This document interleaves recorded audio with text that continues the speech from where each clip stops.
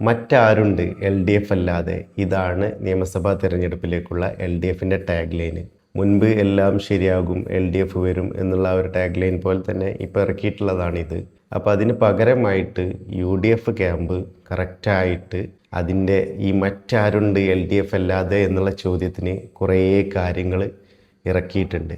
പാർട്ടിക്കാരായ കൊലക്കേസ് പ്രതികൾക്ക് പരോൾ കൊടുക്കാൻ മറ്റാരുണ്ട് എൽ ഡി എഫ് അല്ലാതെ? അടുത്തതായിട്ട് വരുന്നത് 5000 പരസ്ത്രീകളുമായി ബന്ധമുള്ളവനെ മന്ത്രിസ്ഥാനത്ത് തുടരുവാൻ സമ്മതിക്കാൻ മറ്റാരുണ്ട് എൽ ഡി എഫ് അല്ലാതെ?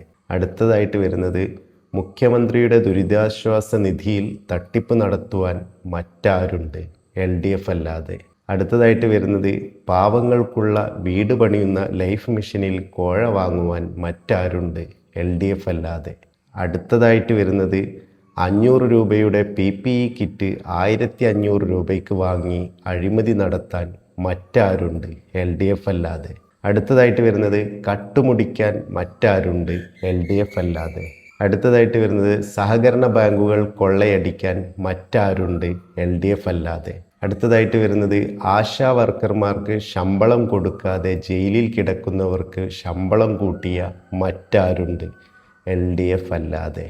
അടുത്തതായിട്ട് വരുന്നത് ബോംബുണ്ടാക്കി കൈ പോയ മറ്റാരുണ്ട് എൽ ഡി എഫ് അല്ലാതെ?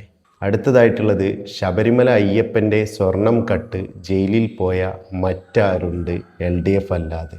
സായിപ്പിൻ്റെ അടിവസ്ത്രം മോഷ്ടിച്ച മറ്റാരുണ്ട് എൽ ഡി എഫ് അല്ലാതെ? രക്തസാക്ഷി ഫണ്ട് മുക്കുന്നവരായി മറ്റാരുണ്ട് എൽ ഡി എഫ് അല്ലാതെ? കറണ്ട് ബിൽ കൂട്ടി കറണ്ട് അടിപ്പിക്കാൻ മറ്റാരുണ്ട് എൽ ഡി എഫ് അല്ലാതെ?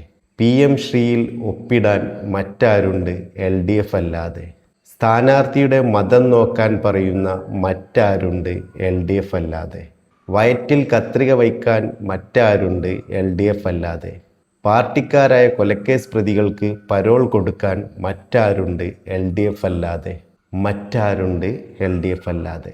അപ്പോൾ ഇതാണ് എൽ ഡി എഫിൻ്റെ ടാഗ് ലൈനിന് യു ഡി എഫ് വളരെ കൃത്യമായിട്ട് ഇതാണ് നിങ്ങളെ ഒരു ഡയറക്റ്റായിട്ടുള്ള രീതി, നിങ്ങൾ അല്ലാതെ മറ്റാരുമില്ല ഇങ്ങനത്തെ കാര്യങ്ങളൊക്കെ ചെയ്യാൻ എന്നുള്ളതാണ് യു ഡി എഫ് പറഞ്ഞു വെക്കുന്നത്. അപ്പം മറ്റൊരു വീഡിയോയിൽ വീണ്ടും കാണാം. നന്ദി.